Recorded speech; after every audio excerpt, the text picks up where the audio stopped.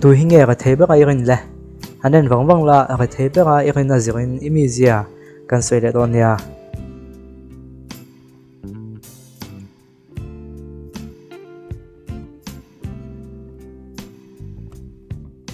ena hi ithanga ni chuan mitum ro tak inia inuna harsatna thengten anti buai lo chia itum chu itum tlang thina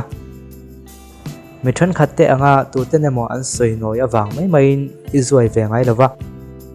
phur pui tu le apo ruak ni huk huk po omlem lo ma se itum chu itum tlang thin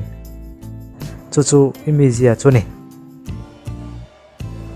bina hi ithanga ni chuan min pezo tak ininga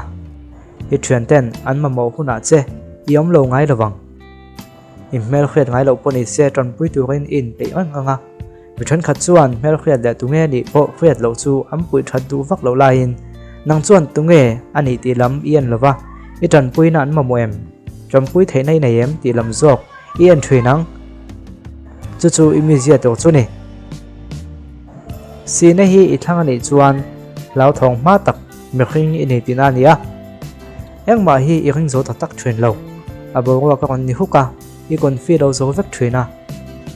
nangma pual leo leo va tum mo na le tum ve tat na ang kha inei tlem em maya ena ama sabek tan sei mi zian en khan ain opposite lawani imalam huna thil chu attaka alo then pa chu lo ve em le lo buai ro em ang chi kha inia chu imizia tu chu ni olei than le imizia kan sei kha ain midam comment la malo sei da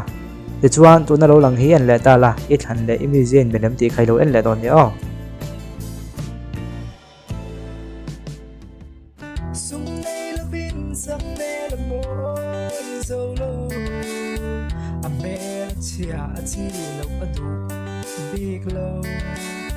Sil fe man to la vin kan boy zo